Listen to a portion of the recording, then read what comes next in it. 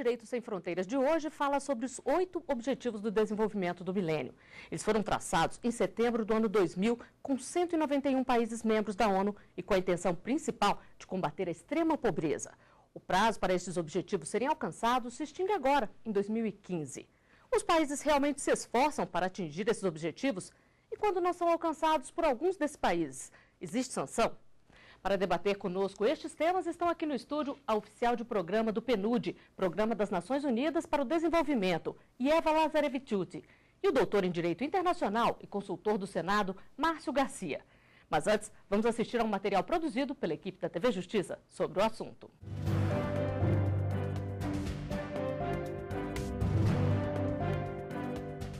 Há 15 anos, os países membros da Organização das Nações Unidas, a ONU, assinaram a Declaração do Milênio. 8 objetivos concretos foram traçados com a intenção de melhorar o destino da humanidade neste século. O prazo para alcançar todos os objetivos termina no final deste ano. Entenda quais são. O primeiro é erradicar a extrema pobreza e a fome. Em seguida, universalizar a educação primária. O terceiro objetivo é promover a igualdade entre os sexos e a autonomia feminina. O quarto é reduzir a mortalidade na infância. O quinto é melhorar a saúde materna. O sexto objetivo é combater a AIDS, a malária e outras doenças. Já o sétimo é garantir a sustentabilidade ambiental. E, por último, estabelecer uma parceria mundial para o desenvolvimento.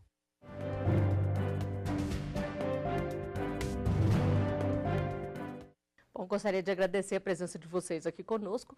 E para começar, vamos saber quais são os maiores desafios para a gente poder alcançar esses objetivos de desenvolvimento do milênio. Doutora Eva. É difícil apontar um único maior desafio, né? Vocês observaram que tem 8 objetivos, cada um representa os seus próprios desafios. Mas eu diria que a velocidade e o alcance de cada um dos ODMs varia. E esse que é o maior desafio, fazer com que cada cidadão, cada pessoa de um determinado país ou de determinada região conseguiria aproveitar das oportunidades e alcançar esses ODMs, essa igualdade, essa justiça social, que é o maior desafio. E para o senhor, doutor Márcio? Os objetivos foram consensados no plano multilateral, na Organização das Nações Unidas, como foi bem referido, mas eles têm uma implementação doméstica, né?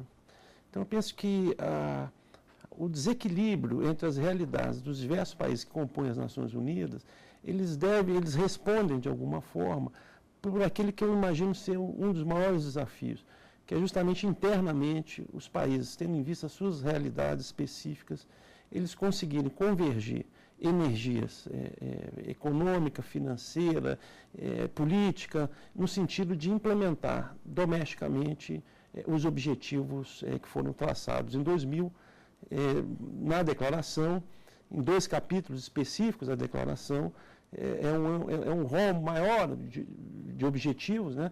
Nós temos agora, para 2015, esses 8 que foram mencionados, que era o norte que se vislumbrou em 2000, uma tentativa de chegar em 2015 com esses objetivos, se não integralmente cumpridos, mas pelo menos algo mais próximo. Você abordou um aspecto, né, que é de planejamento, que de meta, etc. Outro aspecto que acho que os ODMs, os Objetivos de Desenvolvimento do Milênio, trouxeram, é a questão de comunicação, a questão de conhecer. Às vezes o conceito do direito humano é algo mais distante, algo mais lá no âmbito internacional. Agora, o objetivo concreto, se a gente pegar, por exemplo, aquele que se referencia às crianças, à infância, né, é algo muito próximo, algo que eu consigo entender. Se aquela criancinha morre nos primeiros dias depois do parto, é ruim. E meu direito como uma mãe que está grávida, ter garantias, ter políticas, ter programas, ter soluções que me ajudem a esse melhor momento da minha vida, a viver com uma tranquilidade, que ajudam eu a evitar esse falecimento desnecessário, eu saber disso e poder correr atrás e poder exigir esse meu direito é importante. Sabendo que isso representa meu direito humano, coisa tão simples, tão próxima de mim, é extremamente importante. E acho que essa tradução de um conceito mais amplo para algo mais concreto, mais próximo da minha vida como pessoa, indivíduo, no caso mulher, né, é extremamente importante. Acho que essa mudança ocorreu com a Declaração do Milênio e a adoção dos ODMs. Agora a senhora falou aí da Carta do Milênio. De que forma que essa carta tem a interação com os direitos humanos? Houve a Declaração dos Direitos Humanos, que detalhou que cada pessoa viva nesse mundo tem direito, né? E nós, como Nações Unidas, também temos trabalhado bastante com proposta e monitoramento das questões do desenvolvimento humano, que então é o processo que leva o mundo para alcançar, garantir esses direitos humanos. Agora, nesse caminho, o desafio que enfrentamos foi justamente o que o Dr. Márcio falou. Como que aquele conceito do desenvolvimento humano se traduz para algo mais tangível, para algo mais concreto, para algo que eu posso usar para planejar as minhas ações para garantir os tais dos direitos humanos. E Declaração do Milênio, com consequências sua, que são os ODMs, justamente traduziu e nos deu um conjunto de metas e depois indicadores que ajudam a monitorar o alcance dessas metas para fazer com que esses direitos humanos sejam implementados e garantidos. Doutor Márcio, em 2010 os países renovaram esse compromisso. Por que isso foi importante? Em 2010 foi feito mais uma vez uma nova reunião, no sentido de ver até onde nós chegamos, o que nós temos que aperfeiçoar, o que nós aprendemos nesse período. E aí, quando nós falamos da relação dos direitos humanos com os objetivos, e para qualquer observador minimamente atento, né, são objetivos que, em relação aos quais há quase que o conforto da unanimidade, né? O Nelson Rodrigues dizia que toda unanimidade é burra. Mas em relação aos objetivos, quer dizer, tirando um ou outro, quem sabe por questões, às vezes, culturais, né?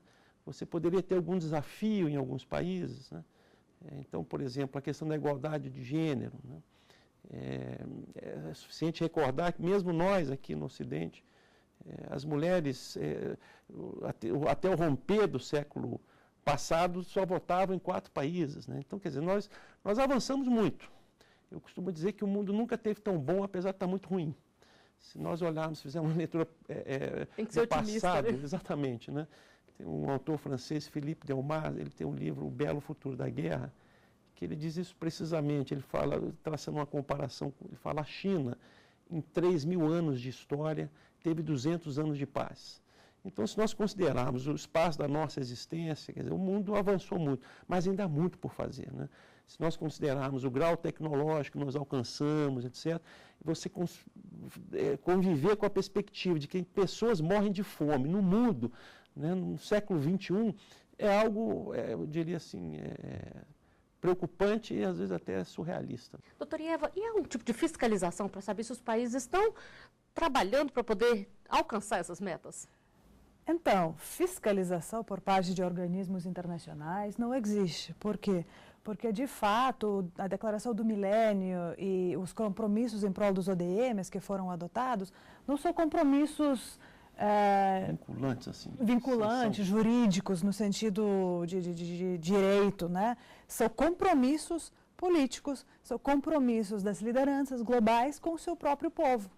Então, não existe uma fiscalização externa. Os próprios governos de muitos países, inclusive o governo brasileiro, produz relatório anual onde traça qual foi o progresso, onde houve mais avanços, onde houve menos avanços, portanto, precisa mais esforços, onde traça algumas soluções que poderiam acelerar esse alcance dos ODMs.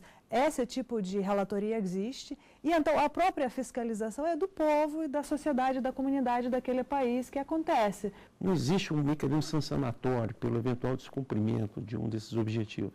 A ideia não seria por aí, quer dizer, a ideia é você, considerando tratar-se de um conjunto de objetivos em relação aos quais há um consenso, né, no plano internacional, os Estados fossem se ajudando mutuamente, né, cada um dentro das suas possibilidades, limitações e responsabilidades, mas que também, quer dizer, aí dentro de um mecanismo light de revisão pelos pares, né, quer dizer, mais suave, quer dizer, não há uma sanção, mas cada encontro desse, há 5 anos, bom, o que houve? O que o seu país produziu? O país se sente pressionado a produzir. Exatamente. Exato. Existe uma pressão, não vou dizer moral, que não seria essa hipótese, mas existe uma pressão.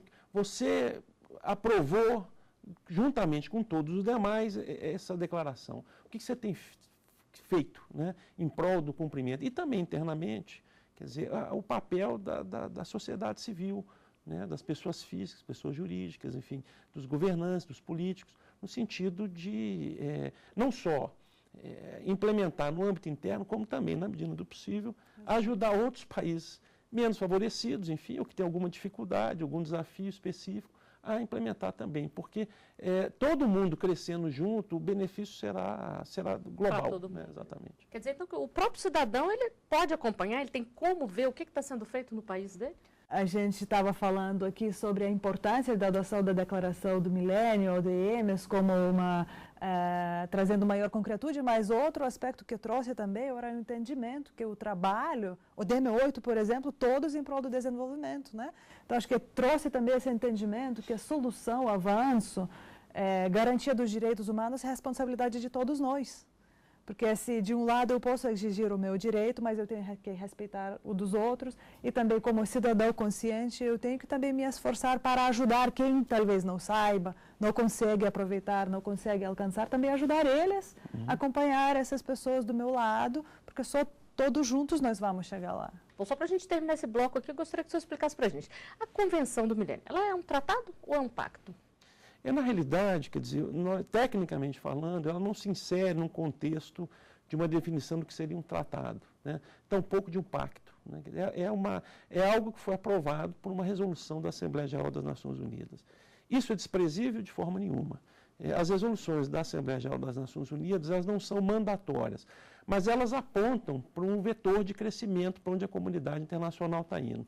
E com o tempo, elas podem vir a cristalizar, quer dizer, um costume, quer dizer, a prática reiterada no entendimento que aquilo é jurídico, é direito. Então, quer dizer, as resoluções, elas têm uma relevância no contexto internacional, elas são, como por assim dizer, a antecâmara de algo, quem sabe, mais consistente. Mas, tendo em vista o tema em si, a abrangência temática, ela não foi, quer dizer, isso não foi acordado por meio de um tratado. Nós vamos para o intervalo, mas voltamos rapidinho para continuar o nosso bate-papo sobre os Objetivos de Desenvolvimento do Milênio. Vem aí a 20ª Jornada Internacional de Direito, nos dias 12 e 13 de junho, em Gramado, no Rio Grande do Sul. O evento, voltado tanto para estudantes quanto para profissionais, oferece vagas limitadas e as inscrições pela internet vão só até o dia 22 de maio. Informações e inscrições pelo site www.jidserraazul.eventize.com.br.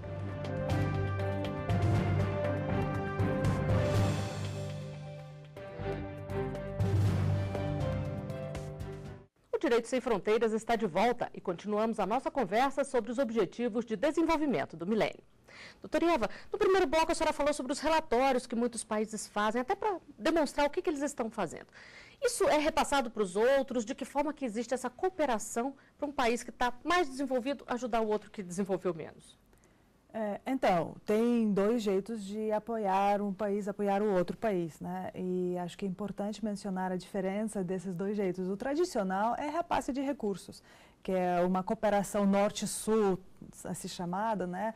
Que foi refletida também numa meta adotada por países que têm mais poder econômico, meta de 0,7% dos seus recursos nacionais alocados para ajuda oficial, né?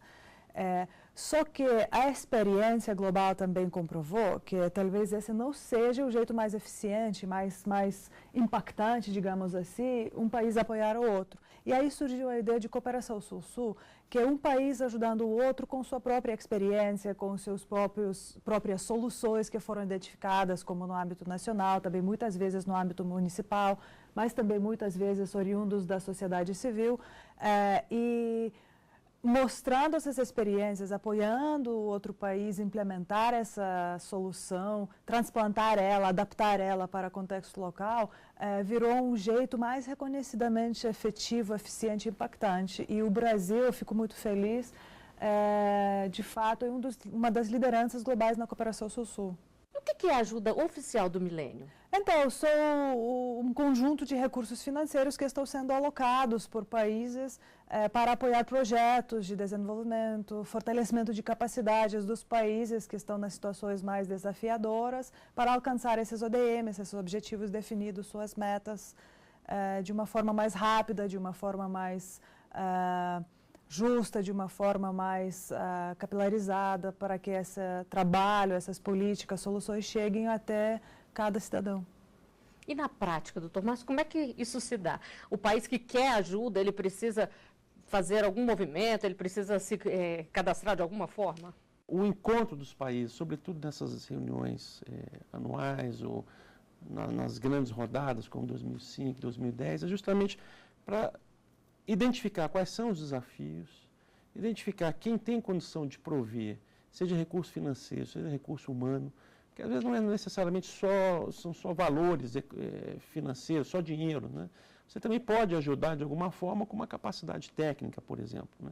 E é importante, quer dizer, às vezes, os países que têm uma realidade muito assemelhada, quer dizer, essa cooperação sul-sul, como foi mencionada, ela encurta alguns desafios que às vezes uma realidade de um outro país, porque tem um grau de desenvolvimento maior, ou porque tem uma outra realidade social, ou porque tem outra realidade até mesmo climática, né? A sinergia não flui tão bem quando você tem uma cooperação mais próxima, mais dos pares. Agora, obviamente que para você alcançar resultados com uma maior velocidade, no final do dia, sem dúvida nenhuma, que os recursos financeiros são importantes. E aí a comunidade internacional enfrenta imensos desafios, né? Quer dizer, você tem não só as angústias domésticas, você tem questões globais um pouco mais ampliadas, que refletem, às vezes, numa alocação de recursos muito aquém daquilo que eventualmente poderia ser, considerando a realidade global. Então, isso também, às vezes, dificulta um pouco uma maior velocidade na implementação dos objetivos. Doutor Márcio, como países que se destacam no cenário político e econômico têm se comportado? Os países, quer dizer, mais desenvolvidos, geralmente contribuem economicamente, mas como eu havia mencionado, quer dizer, os desafios no plano global, às vezes, drena recursos que poderiam ser canalizados para algo em relação ao qual eu penso que não há dúvida, né, no sentido da necessidade de você cumprir com esses objetivos. Acho que você mencionou a África, né? Mesmo na África o continente não é tão... um país é diferente do outro, mas a África subsaariana, né, ela se destaca em todos os ODMs como uma situação um pouco mais complicada. Se é realmente no caso das doenças, no caso da situação das crianças, das mulheres, pobreza, muita coisa ainda é para ser feita naquela região. Agora, acho que é importante, no caso dos ODMs, mencionar também, referente aos países desenvolvidos, países mais ricos, muitos deles não se identificaram nessa agenda de desenvolvimento. Muitos deles, apesar de terem alguns bolsões, às vezes crescentes devido à situação econômica, né, atual, eles não se identificaram nessa agenda. Acabaram, às vezes, concluindo, né, que não, essa agenda é para países que estão em processo de crescimento, em processo de desenvolvimento, não é para nós. Então, acho que é importantíssimo mencionar esse fator foi levado em conta agora na construção da agenda pós-2015, que foi lançada com a Conferência Rio+20, e na construção dos Objetivos de Desenvolvimento Sustentável. Um dos princípios adotados no Rio foi justamente esse, que os novos objetivos adotados para os próximos 15 anos têm que ser aplicáveis como para os países em desenvolvimento, também para os países mais ricos. Ou seja, cada um tem que se ver, tem que se reconhecer e contribuir, porque senão aí não é parceria global. Não, exatamente. E como que isso foi aceito? Muito bem, muito bem. Como essa observação, também a observação que é necessário consultar as pessoas, a sociedade, sobre os objetivos. Quando foi adotada a Declaração do Milênio e depois formulados os ODMs e seus indicadores, o trabalho foi feito mais no âmbito das lideranças, né, no âmbito técnico, no âmbito das Nações Unidas, Nova York, né?